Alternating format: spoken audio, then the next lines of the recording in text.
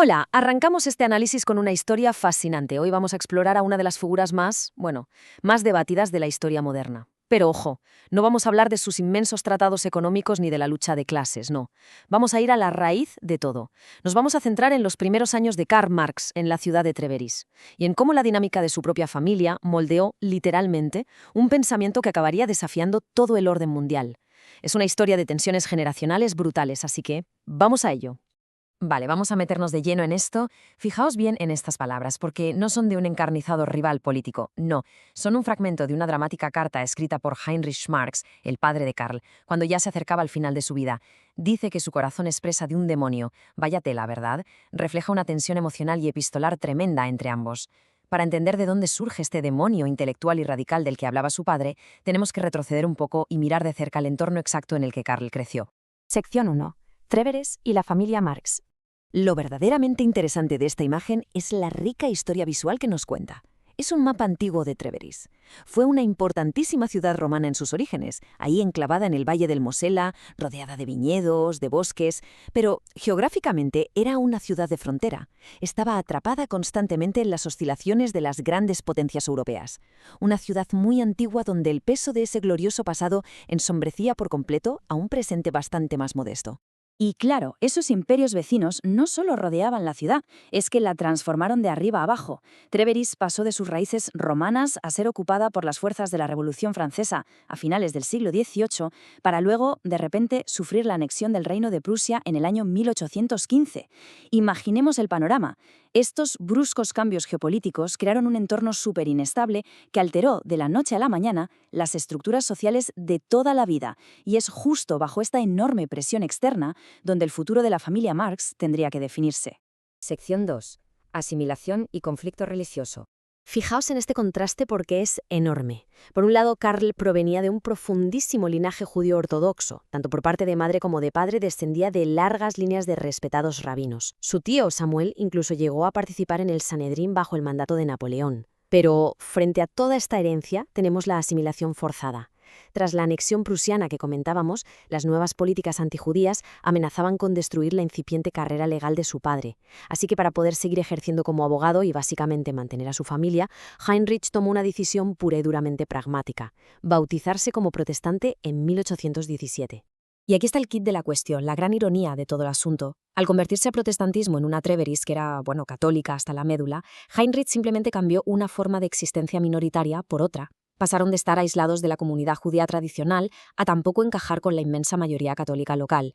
Esta decisión vital para la supervivencia económica de una familia de clase media marcó muchísimo la forma en que el joven Karl llegaría a entender la sociedad, la religión y el mismísimo papel del Estado. Sección 3. Las aspiraciones de Heinrich. Si desglosamos la mentalidad de Heinrich, vemos a un hombre totalmente moldeado por los ideales de la Ilustración francesa. Él creía firmemente en el racionalismo, el deísmo y los derechos básicos, así que sus expectativas para Karl eran muy claras. Quería que estudiara Derecho y construyera una carrera estable. Pero, un momento, fijémonos en el último punto. Detrás de todo ese racionalismo metódico latía una ansiedad constante. La familia vivía aterrorizada por la tuberculosis, una enfermedad implacable que se llevó a varios hermanos de Karl. Había un sentido del deber, una presión inmensa sobre sus hombros para que él sobreviviera y triunfara.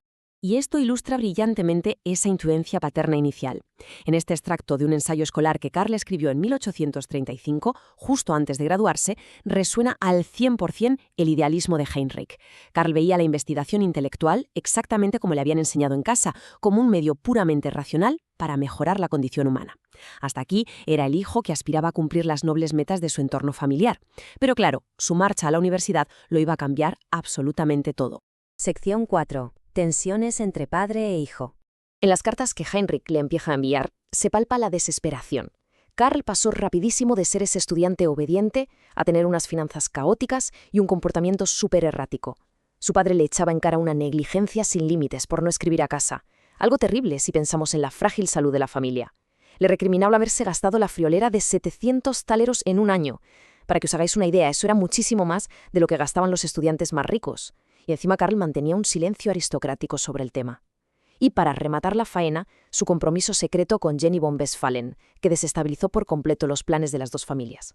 Esta cita es durísima. Aquí vemos la profundísima ansiedad de un padre frente al incierto equilibrio espiritual y emocional de su hijo. Es el lamento de un hombre enfermo y pragmático que está viendo, totalmente impotente, cómo Carl se aleja a pasos agigantados de todo lo que él había intentado construir para su futuro. Sección 5. El salto al radicalismo. Llegamos a un momento absolutamente pivotal en esta historia. Tras una convalecencia médica en el pueblecito de Stralow, a las afueras de Berlín, Carl describe en una carta su gran transición intelectual. Abandona, de un plumazo, el idealísimo kantiano que heredó de su padre y abraza la compleja y vibrante filosofía hegeliana. Literalmente, deja de mirar hacia ideales inalcanzables y decide que debe buscar, cito textual, la idea en lo real mismo. Aquí presenciamos el nacimiento del pensador radical moderno y la ruptura definitiva con esa clase media en la que creció. Vamos a ver cómo desemboca todo esto, porque tiene un final trágico a nivel familiar. En 1838, Heinrich yace en su lecho de muerte, consumido por la enfermedad y lleno de dudas sobre en qué se convertirá su hijo. Y mientras tanto, Karl cruza el punto de no retorno. Rechaza formalmente la idea de buscarse un puesto seguro como abogado y se zambulle de lleno en el entorno bohemio y subversivo de los jóvenes hegelianos en Berlín. La transformación desde sus aspiraciones iniciales hacia el radicalismo total se ha completado. Y así es como llegamos a la efigie imponente e icónica que todo el mundo conoce hoy. Pero tras repasar todas estas fuentes, creo que queda clarísimo que sus teorías no cayeron del cielo. Se forjaron en el crisol de este choque generacional e intelectual. Las contradicciones de crecer en una Treveris ocupada, el dolor de la asimilación forzada de su familia judía y, sobre todo, esa brutal tensión entre las expectativas racionales de su padre y sus propias inquietudes terminaron por esculpir su identidad. Nos despedimos con esta reflexión final. A menudo estudiamos la historia y a sus grandes figuras a través de movimientos políticos masivos o gruesos libros de economía. Pero resulta fascinante preguntarse hasta qué punto las ideologías que han sacudido el mundo están enraizadas en algo tan íntimo como la profunda brecha emocional de un joven intentando desafiar y a la vez trascender a su propio padre. Muchas gracias por acompañarnos en este recorrido. Esperamos que este análisis invite a seguir cuestionando de dónde surgen realmente las ideas que transforman nuestra realidad. Hasta la próxima.